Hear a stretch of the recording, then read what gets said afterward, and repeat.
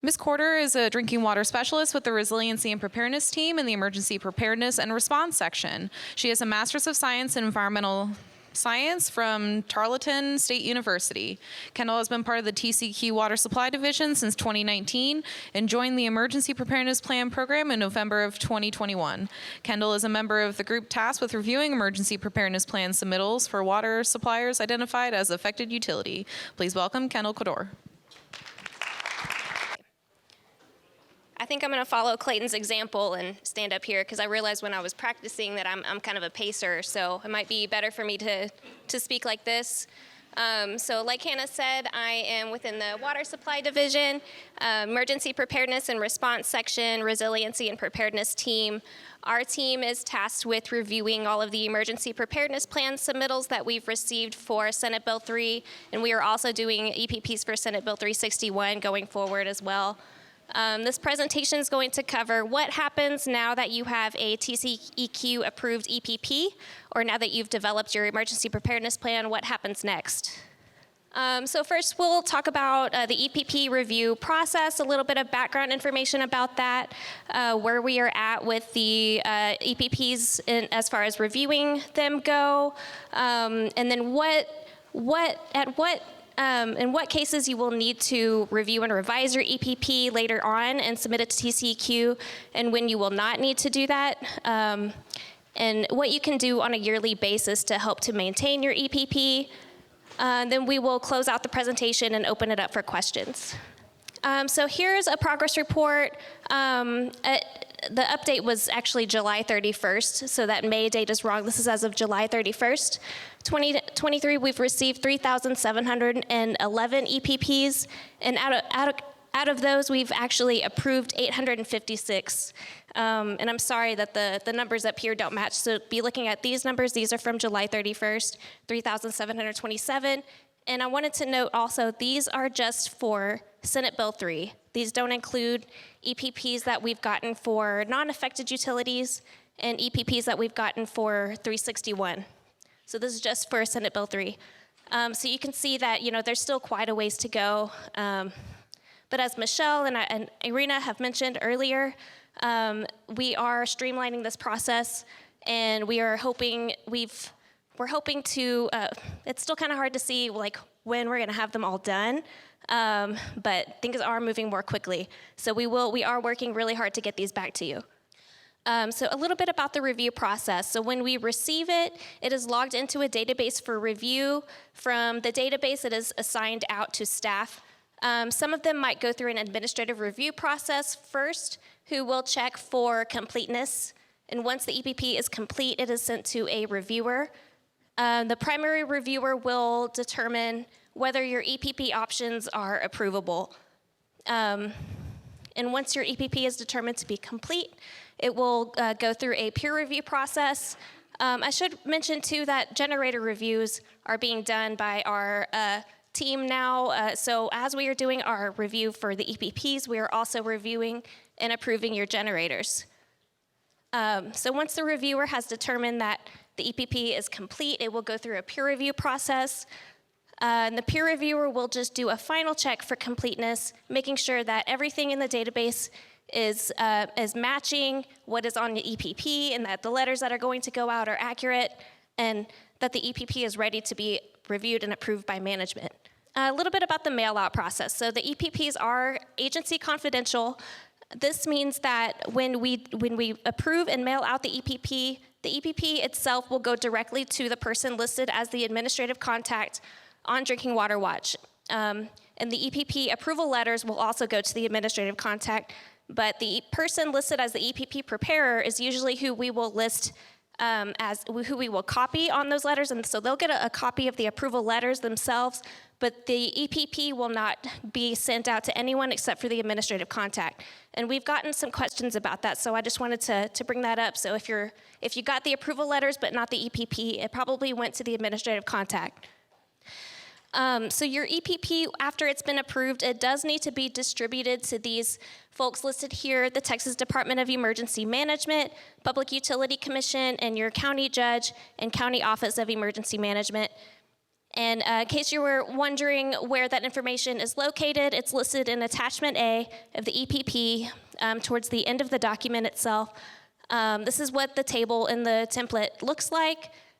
So it's got contact information for TDM and for the PUC.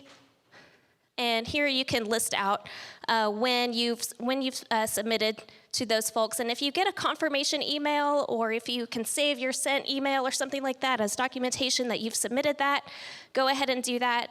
And if you actually submitted your EPP to these folks before it was approved, I would recommend going ahead and sending that to them again after it's been approved. Chances are that you've made some changes in the document, and the one that you sent to them may have changed since then. So what can you do now that your EPP has been approved? Keep a copy easily accessible in case staff needs it during an emergency. You can test your EPP and conduct a hot wash afterwards. It might not work for every EPP option, but for example, if you have permanent generators that are supposed to be automatically starting, you might be able to set up a scenario where you can cut the power off to your facilities and just make sure that everything comes on and is working as it's supposed to, making sure that your customers are still able to be supplied water at a minimum of 20 PSI.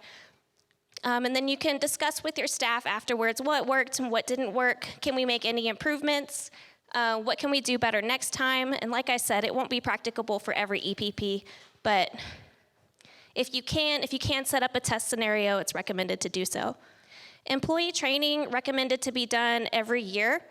Clayton's presentation before discussed generator maintenance in depth. The Senate Bill 3 text itself recommends following the manufacturer's specifications for how to maintain the generator.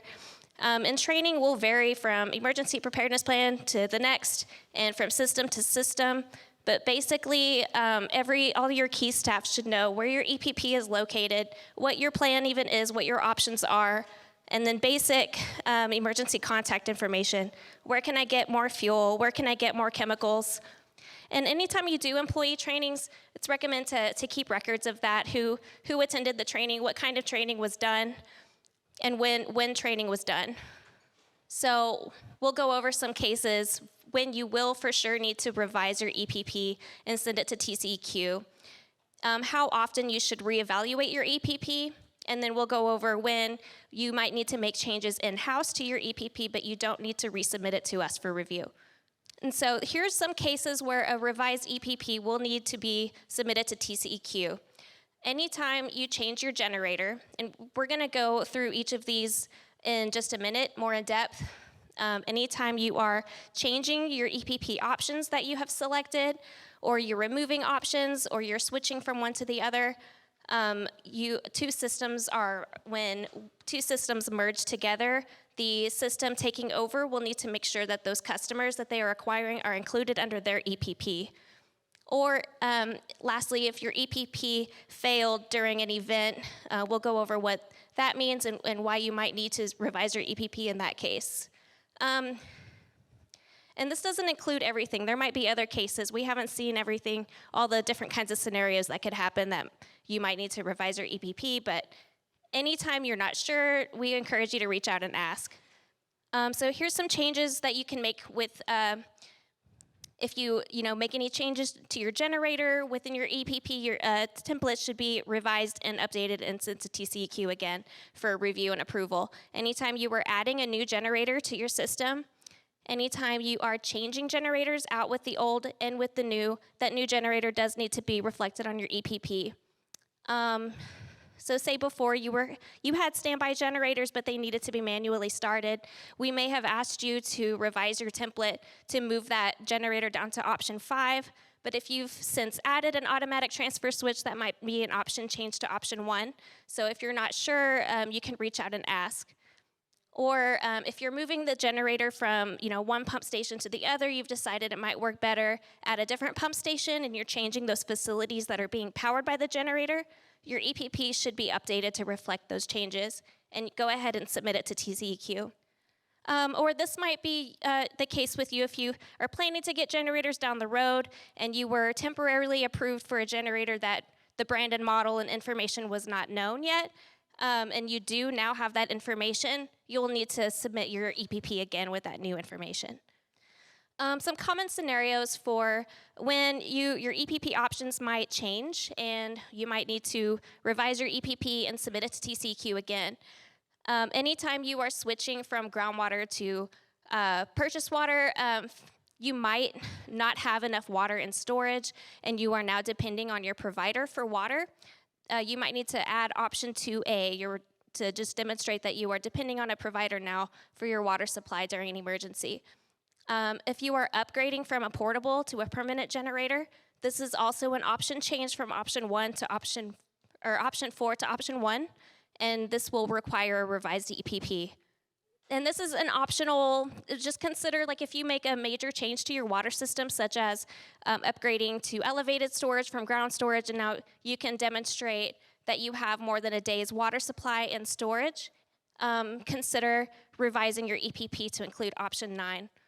And we also encourage, as every year you're reviewing your EPP, to see if any of these supplemental options will work for you and if you would like to add them, such as critical load status, option 8A, water restriction stages, or your drought contingency plan, option 13.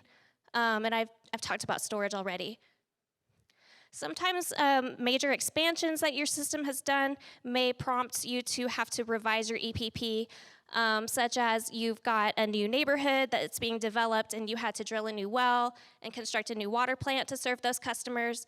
Your EPP should demonstrate how those customers are going to be receiving water during an electrical outage.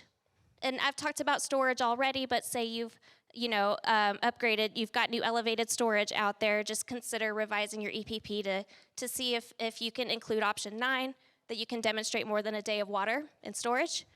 System expansion, so say you've installed a new valve that will allow you to move water from one pressure zone to another during an emergency to help you maintain pressure. Consider adding option 12 to your EPP.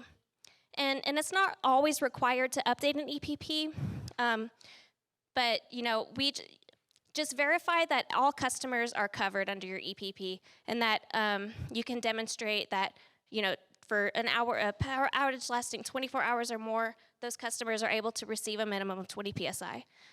Systems merging, this is kind of an easy one. So anytime a system is taking over another system, they may or may not be taking over those facilities as well. But the merging, the system that is taking over just needs to make sure that the new customers are covered in their EPP. And that system that is being inactivated will no longer be an affected utility under Senate Bill 3. So in the case of when a major storm comes through, such as a hurricane or an ice storm, and it knocks out the power, and due to the power outage, you lost pressure, you may receive a letter in the mail from TCEQ if you had issued a boil water notice that, TCEQ records indicate that your system received a boil water notice associated with this event, and we may need more information from you as to whether or not your EPP needs to be revised. Or if you have justification that can support, why a new EPP would not have helped you, then you can send that justification. But this is just, another case where an EPP update may be required. And it's case by case. So we were trying to come up with some cases where you might make some changes in-house to your EPP, but you will not need to submit it to TCEQ. The big one is contact updates. We don't want to see a flood of new EPPs every single year with just contact updates. It's not a requirement to submit your TCEQ or submit your EPP to TCEQ anytime you make a small contact update, but we do encourage you to keep that updated in-house. So we're really just asking for option changes or any other case that you might not be for sure if you need one or not, but definitely for contact updates, do not send a new EPP to TCEQ.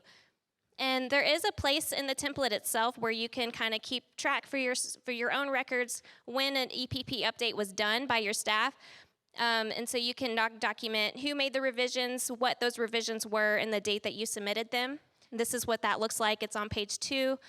And we don't really look at this too much when we do our reviews. We have our own way of keeping track of when you submit a revised EPP to us, but we do encourage you to update this just for your own record keeping. And if you're wondering, so I do need to do EPP revisions, when are those due? When do I need to send it to TCEQ? The answer is before customers are served or as soon as possible, as soon as you have the information. For future planning, so if you're planning down the road to construct a new pump station, install a new generator, and make changes to your EPP, you can send your EPP way in advance as soon as you have the information. As soon as you have the plans and specs and the kind of generator that you're going to be installing, the thing to do is update your expected completion date on page 1 of the EPP. That expected completion date will be the date that you anticipate this new EPP to be able to be put online. How can you submit your EPP to us? Our favorite method is by email, pdwepp@tceq.texas.gov. We will be able to receive it instantly from you, and you will get an automatic reply letting you know that your EPP was received and that we will contact you with any questions. There were a few cases where, they weren't able to submit through email because the file was too large. If that's the case, we're happy to work with you. We do have an online secure method that you can submit larger documents to us if you need to. So how often do I need to review my EPP? On a yearly basis, we recommend going through the document and seeing whether your system has made any major changes, whether any EPP improvements can be made if you would like to add any of those supplemental options that we discussed. Making sure that your EPP staff, your personnel that you've listed as your emergency contacts need to be updated. In section 5.2, where we ask for emergency communications such as your fuel supplier and your chemical supplier, make sure that all of that is still up to date. So these next few slides will be some tips and tricks for how to help the review process go as smoothly as possible when you do your EPP revisions. Page 1 by far is the most important page because that is the page that TCEQ will stamp approved, and so it's really important that that information is accurate, that those options that you've chosen are the options that you're going to be using and that you would like to be approved.